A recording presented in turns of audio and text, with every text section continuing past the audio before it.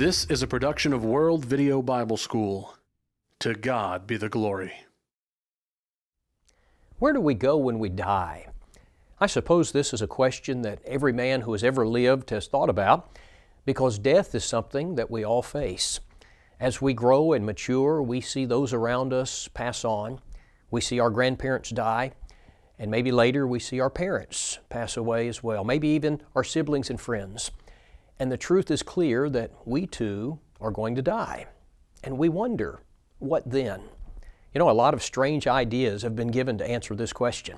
Some have suggested reincarnation. That is the idea that if you've lived a good life, you come back in the form of another creature. Some have the idea of a ghost, and they have the idea that you come back as a spirit and you live in the house where you used to dwell. Some have the idea of purgatory. That is, you go to a place of punishment until you've paid your debt, and then you can move on from there. And of course, many people have the idea that you just cease to exist. That is, when you breathe your last breath, that there will be no more conscious existence. But you know, as a Christian, I don't have to engage in a guessing game. I don't have to buy into superstitions or myths, because I can know the answers to the questions, not only where I came from, but also where I'm going. In this lesson, we're going to trace the journey of the human soul, and we're going to let the Bible answer for us, where do we go when we die? Now, the journey of the human soul doesn't actually begin on this earth. It begins in heaven. I want you to listen to Ecclesiastes chapter 12 and verse 7. This is a verse we oftentimes use to discuss death, but I want you to listen particularly to the end of the verse. Then shall the dust return to the earth as it was, and the spirit shall return unto God who gave it. Hebrews chapter 12 and verse 9 calls God the Father of spirits. And so the spirit originally comes from heaven. It comes from God. And so at the point of conception, when the egg meets the sperm and a human life is created, God places a soul, He places a spirit into that new body. You know, the mother and the father give that child his physical characteristics, but they don't give him his soul. God does that. Genesis chapter 1 and verse 26, God said, let us, that is the Godhead, let us make man in our image, after our likeness. Now, what does that mean to be made in the image of God? Primarily, that has reference to the soul of man. He is a being who will now live on for eternity. And so, when a human is conceived, God makes him in the image of God by placing a soul into him. Now, animals don't have that. We are far superior to the animals in that way. Now, from the time that God places a soul into the newly formed human being, it will continue to dwell in that physical body until that person dies. 2 Corinthians 5 and verse 1 says, for we know that if our earthly house, this tent, that's just talking about our physical body, it is a tent, it's a temporary dwelling place for the soul. We know that if our earthly house, this tent, is destroyed, we have a building from God, a house not made with hands, eternal in the heavens. 1 Corinthians 15:54 talks about our physical body and refers to the physical body as corruptible. And so our soul, for the 70 or 80 years that we have this physical body, it dwells in this corruptible, fleshly body. Now, during that time, we worship God with our spirit. It's coming from the physical body, but it emanates ultimately from our soul, from our spirit. John 4:24 says, God is a spirit, and they that worship Him must worship Him in spirit and in truth. So we engage the physical body, but our spirit is the seat of worship. The spirit is the heart of man. We worship God with our spirit. We love God with our spirit, with our soul. Luke 10 and verse 27, you shall love the Lord your God with all of your heart, with all of your soul, with all of your strength, and with all of your mind.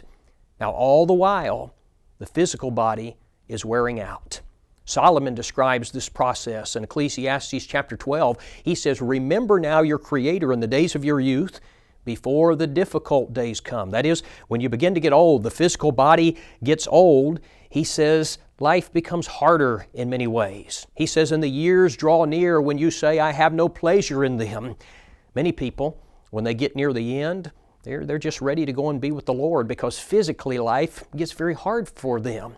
He says, while the sun and the light and the moon and the stars are not darkened. That is, your eyesight begins to fail. You've got to get bifocals. And he says, and the clouds do not return after the rain. In the day when the keepers of the house begin to tremble. He's talking about the hands. They begin to shake. And the strong men bow down. That is, your legs get weak. You fall. He says, when the grinders cease because they are few, you lose your teeth.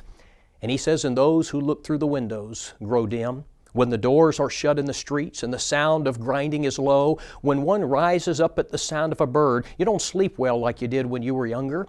And all the daughters of music are brought low. That is, you're losing your hearing. Also, they are afraid of height and of terrors in the way. When the almond tree blossoms, your hair turns gray. He says the grasshopper, this very small creature, is a burden. Desire fails. Your desire changes as you get older. He says, for a man goes to his eternal home, and the mourners go about the streets. He says, remember your Creator before the silver cord is loosed, or the golden bowl is broken, or the pitcher is shattered at the fountain, or the wheel broken at the well. That is, you're going to die. Now listen, he says, then the dust will return to the earth as it was. That is, the corruptible body is going to die, it's going to decay, it's going to return to the ground and the elements. Now listen, and the spirit will return to God who gave it. What happens then? What happens when I die? For 75 years or 80 years, however long my soul dwells in this physical body, what happens when the physical body dies? Psalm 90 and verse 10 says, the days of our lives are 70 years, and if by reason of strength they are 80 years, yet their boast is only labor and sorrow, for it is soon cut off. Now listen, and we fly away. We fly away. Isn't that fascinating language? Genesis 35:18 describes the death of Rachel, and it uses this language, and it came to pass as her soul was departing. James 2:26 says, the body without the spirit is dead. The body without the spirit. That's very fascinating. And so when I die, my soul leaves this old corruptible body. But where does it go? You know, on the day of resurrection, we know that we're going to get a new body. We're going to get an incorruptible body. But what about in the meantime? I want you to listen to this description in 2 Corinthians chapter 5 and verse 1.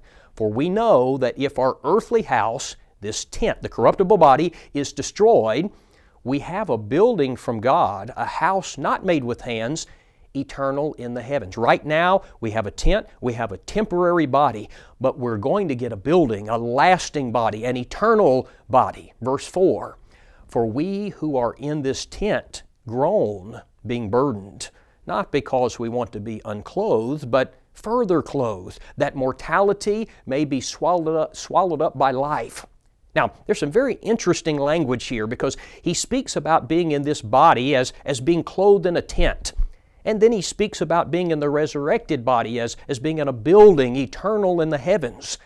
But then he also speaks about being unclothed.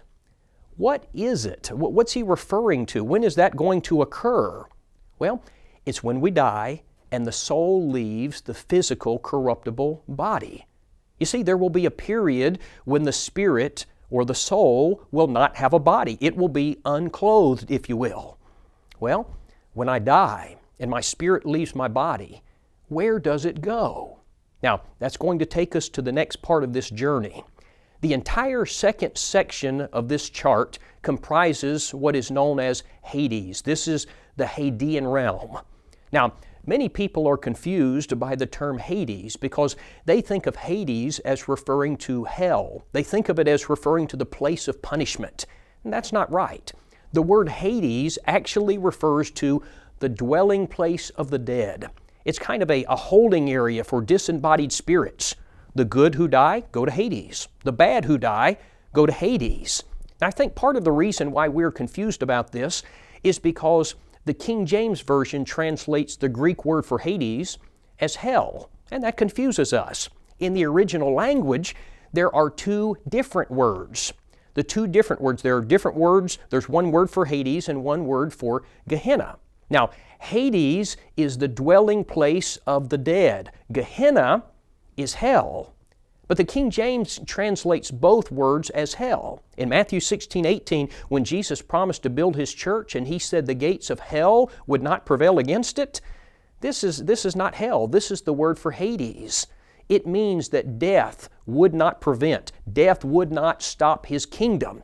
Now, if you don't understand the distinction in these words, you're going to get very confused. Now, incidentally, just as a side note, the Old Testament word for Hades, the Hebrew word for Hades, is the word Sheol. Sheol and Hades refer to the same place. And so once you understand that all people go to Hades when they die, it's going to clear up some things for you. For example, in Acts chapter 2 and verse 31, the Bible refers to Christ after His death as being in Hades. Now the King James Version says hell, but the word there refers to Hades. Jesus did not go to hell when He died. He went to the Hadean realm, to Hades. But Luke 23:43, as Christ was about to die, He said He was going to go to paradise. Now, when you understand that paradise is in Hades, it all makes perfect sense because paradise is a compartment of Hades. In Hades, there is a place where the righteous go, and there is a place where the wicked go. They're all awaiting the day of judgment. Now, the best description that we have in the Bible of Hades is in Luke chapter 16. It describes both compartments. Now, I want us to read it together. Let's look at it together and then we'll discuss it. Luke chapter 16, beginning in verse 19. The Bible says, "There was a certain rich man who was clothed in purple and fine linen and fared sumptuously every day. But there was a certain beggar named Lazarus, full of sores, who was laid at his gate, desiring to be fed with the crumbs which fell from the rich man's table. Moreover, the dogs came and licked his sores. So it was that the beggar died and was carried by the angels to Abraham's bosom. The rich man also died and was buried, and being in torments in Hades." Now the King James uses the word hell. It says that he was in hell, but that's not right. The New King James correctly says that he was in Hades. Being in Hades, he lifted up his eyes, and he saw Abraham afar off and Lazarus in his bosom. And then he cried, "Father Abraham, have mercy on me, and send Lazarus that he may dip the tip of his finger in water and cool my tongue, for I am tormented in this flame." But Abraham said, "Son, remember that in your lifetime you received your good things, and likewise Lazarus evil things. But now he is comforted and you are tormented. And besides all of this, between us and you there is a great gulf fixed, so that those who want to pass from here to you cannot, nor can those from there pass to us." Now, I want us first to look at this place where Lazarus was taken. We're told that when Lazarus died, he was carried by angels to Abraham's bosom. Now, this is the compartment of Hades where the righteous go to await judgment. It's the place known as paradise. This is the same place that Christ promised the thief on the cross that he would go. Remember, he said in Luke 23:43, "Assuredly I say to you that you will be with me in paradise." In Luke 16:25, the Bible tells us that in this place, the righteous are comforted. In fact, if you study the background, the etymology of the word paradise, it carries with it the idea of a pleasure garden. Now, the opposite compartment of Hades is where the rich man went. This place is a place of torment. Now, this section of Hades is called Tartarus in the original Greek.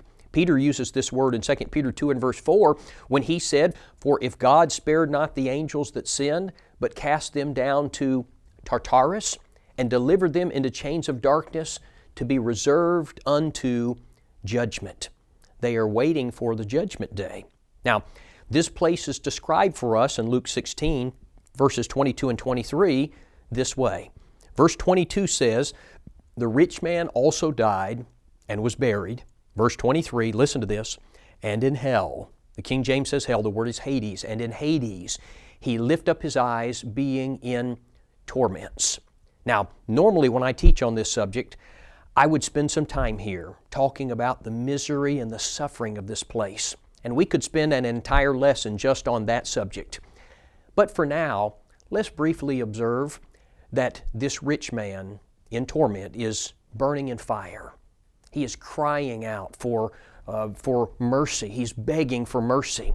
He believes that a mere drop of water would bring him at least a moment's relief. And I want you to appreciate with me that every person, from the beginning of this world until now, every person who has died lost in the eyes of God is in this place. Many of them have been there for thousands of years, many just for minutes, some for seconds. But they're there and they're suffering. Now, another observation that I want us to notice is the fact that there is consciousness in the Hadean realm. You know, there is a doctrine taught by some in the religious world called soul sleeping. And soul sleeping suggests that when a person dies, that he goes into a state of unconsciousness and he ceases to be aware.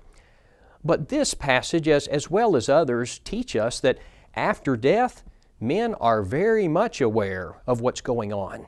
The rich man's crying in pain. Lazarus is comforted. You know, Psalm 116 and verse 15 says, "Precious in the sight of the Lord is the death of His saints." Friends, I don't believe that refers to them slipping into a state of unconsciousness. That doesn't make any sense to me. You know, I taught on this subject on one occasion, and a gentleman came to me afterwards and he said, "Don, that was a great lesson." He said, "But you need to read this particular passage because you're wrong about there being consciousness in the Hadean realm." And he handed me a piece of paper. Well, I unfolded it and I looked at it. It was Ecclesiastes chapter 9 and verse 5, where the Bible says, "The dead know not anything." The dead know not anything. But you know, he was misinterpreting that verse because he was pulling it out of context. In fact, if you will look at the next verse in Ecclesiastes chapter 9, verse number 6 uses that phrase again, "under the sun." Again, it's used in verse 3, it's used in verse 9, it's used in verse 13. And the context of this passage is things going on in this world, things under the sun, the things on this earth.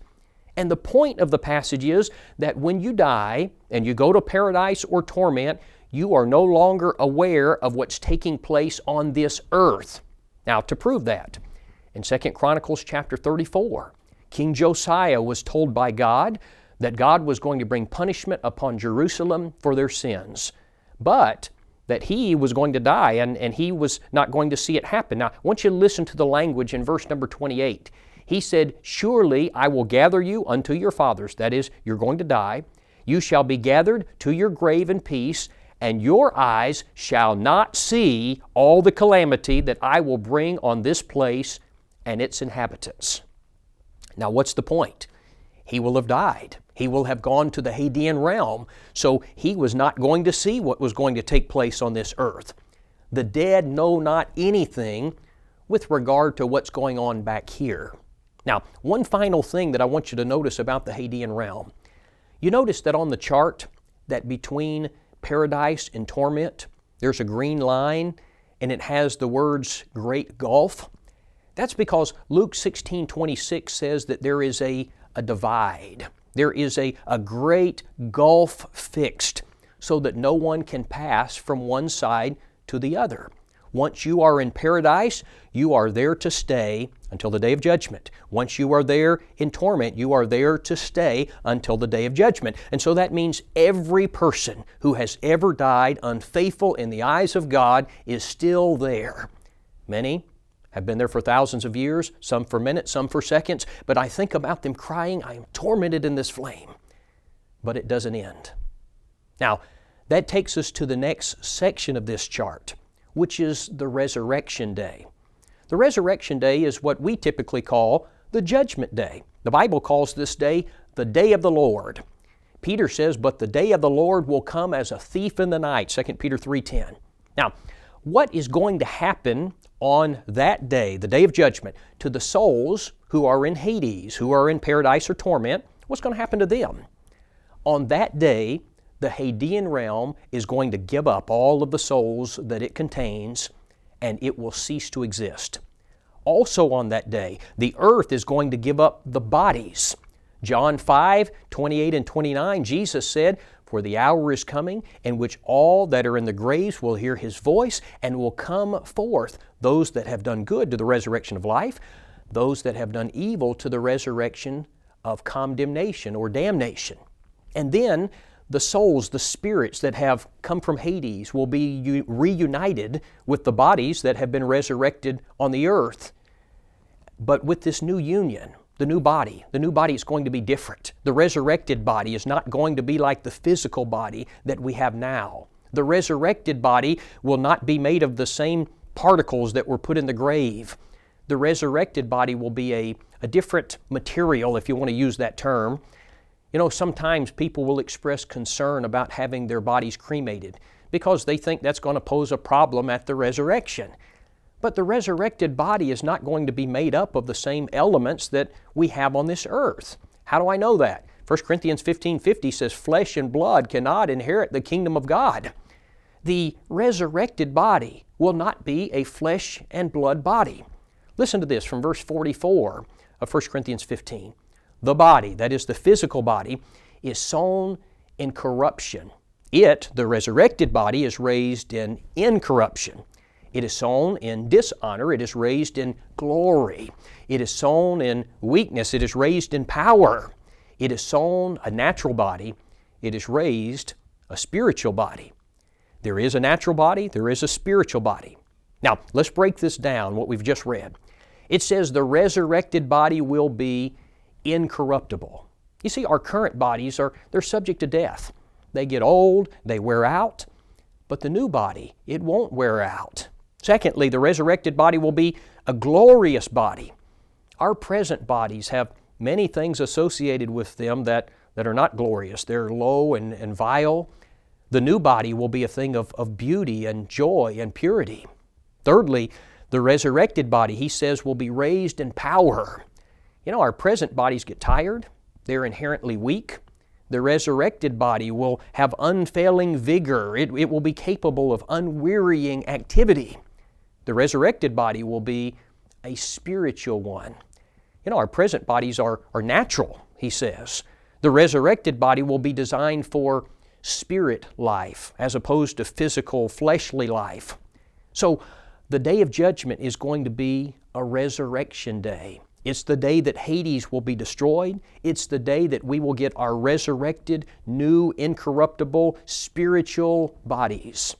Now, with that in mind, listen to 1 Corinthians 15, 54 and 55. So when this corruptible has put on incorruption, and this mortal has put on immortality, then shall be brought to pass the saying that is written, Death is swallowed up in victory. O death, where is your sting? O Hades, where is your victory? Death and Hades will be overcome on that day. In other words, the physical grave and the temporary abode of the dead, the Hadean realm, will both come to an end on the day of judgment. You say, well, what about those of us who are still living when the judgment day comes? 1 Corinthians 15:52 says, In a moment, in the twinkling of an eye, at the last trump, the dead shall be raised incorruptible, and we shall be changed. And so the living also will be changed into an incorruptible body. And then we'll be gathered before the throne of God. After both the good and the bad have received a resurrected body, we will stand before the throne of Christ, and we will be judged. Matthew 25 and verse 32 says, And the nations will be gathered before Him, and He shall separate them one from another, as a shepherd divides his sheep from the goats. And all humanity, friends, all humanity will be there. On that day, the rich man and Lazarus will stand before God to receive their eternal judgment. Abraham, Isaac, and Jacob will be there. Ahab, Jezebel, and Judas will be there. Romans 14:12 says, So then every one of us shall give an account of himself to God. 2 Corinthians 5:10 says, For we must all appear before the judgment seat of Christ, that every one may receive the things done in his body according to that which he hath done, whether it be good or bad. You know, sometimes people will ask, well, what is the point of the judgment? If people have already been in paradise or torment, it seems like they've kind of already been judged. But you see, the judgment day is not a day in which God has to make a judgment call. It's not like God has to weigh the facts and the figures and figure out who is saved and who is lost. He knows that at the very moment that you die. In fact, He knows before you die where you will be eternally. Judgment Day isn't a trial like we might think of. In fact, you might call it the pronouncement of Judgment Day. It's the sentencing day. It's the day that God states the reasons why you were lost or saved. And then He pronounces your eternal sentence or reward. Now somebody says, but you know what, it seems rather unnecessary. Since the righteous and the wicked already know where they will spend their eternities, it seems unnecessary. Friends, let me suggest to you that the Judgment Day is necessary for several reasons. Number one, those who are still living, they haven't been assigned punishment or bliss, and so it's necessary for them. Number two, righteousness must be displayed. Now listen to me. The last time that the world saw Christ, He was dying as a criminal. Remember, He was only seen by His followers after His resurrection. But on the day of judgment, every eye will see Him as the righteous judge. Number three, the Judgment Day is necessary because it will be a day of exposure. The reasons why a man is lost will be stated. The reasons why a man is saved will be heralded. Number four, it is the day when death is finally defeated. You know, for years, I wondered about the meaning of 1 Corinthians 15:26. It says, the last enemy that will be destroyed is death. And I thought to myself, you know, hasn't Christ already defeated death? Did not He do that at His resurrection? And so I was puzzled about this. But listen to the context. Verse number 24. Then comes the end when He delivers the kingdom to God the Father, when He puts an end to all rule and all authority and power, for He must reign until He has put all enemies under His feet. The last enemy that will be destroyed is death. Now friends, this is talking about the day that the tombs will be emptied and the Hadean world will come to an end. It is this day. The Judgment Day is oh so very necessary. Now, the next part of the chart we're going to talk about is eternity. In Matthew 25:46, the Lord said, "And these shall go away into everlasting punishment, but the righteous into life eternal."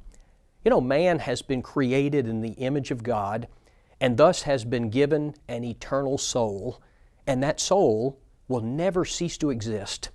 Now, the Greek word that's translated as eternal means eternal, everlasting, without end, never to cease, indeterminate as to duration. Now, you'll see in the chart there are two alternatives as to where we will spend eternity. One is a place of eternal bliss. That's the destination of the faithful. It's heaven. And to them the King will say on the day of judgment, "Come, you blessed of my Father, inherit the kingdom prepared for you from the foundation of the world." Matthew 25:46, He calls this place life eternal. Now, the other destination is a place of eternal torment. It's hell. It's described in Revelation 21:8 as the lake which burns with fire and brimstone, which is the second death. It's the place the Lord has in mind in the judgment scene in Matthew 25, where He says to the sinners, "And these shall go away into everlasting punishment." How long then is the punishment in hell going to last? Is the punishment in hell going to be temporary, or are people just going to burn up and cease to exist? No, the Bible says it's going to last eternally. It's going to be everlasting. Revelation 14:11 says, "And the smoke of their torment ascends forever and ever, and they have no rest, day or night." Friends, I can't imagine anything more terrifying than that. You know, the man who dies and goes to hell, he has tomorrow and the next day and the next year and the next 100 years and a million years from now, he will still be suffering and burning and continuing to exist. Each day that passes, he's no closer to the end. Now, you know, we're speaking rather accommodatively because there is no time in eternity. He will simply be suffering forever. The soul of man enters the physical body at the point of conception, and at death it goes into Hades, where it remains as a spirit until the day of resurrection. On that day, It reunites with the body, the new incorruptible body, and then that soul and the new body will spend eternity in heaven or hell. Now, we've been discussing the future of our souls, but let's bring the discussion back home to where you and I live. If you go back to the beginning of the chart, you will notice that on the earth there are two categories, the saved and the lost. And everyone on earth fits into one of these two categories. You'll also notice that the saved and the lost are traveling on different pathways. Notice that for the saved, for the righteous, the pathway representing death is very narrow. Now that's because Matthew 7:14 says, "Straight is the gate and narrow is the way that leads to life, and few there be that find it." Notice also that for the lost, their pathway for death is wide. And that's because Matthew 7:13 says, "Wide is the gate and broad is the way that leads to destruction, and there are many who go in by it." And perhaps the most important thing to notice is that after death, the saved and the lost end up in different locations. And friends, where you will go when you die depends on where you are heading while you're alive. Every person alive today is on one of two paths. It is either the narrow path that leads to heaven, or it is the wide path that leads to hell. If you died today, what does eternity hold for you? If you died in the next few moments, where would you be when you opened your eyes? What would you see? Seconds from now, what would you see? Would it be angels carrying you to paradise, or would you lift up your eyes being in torment?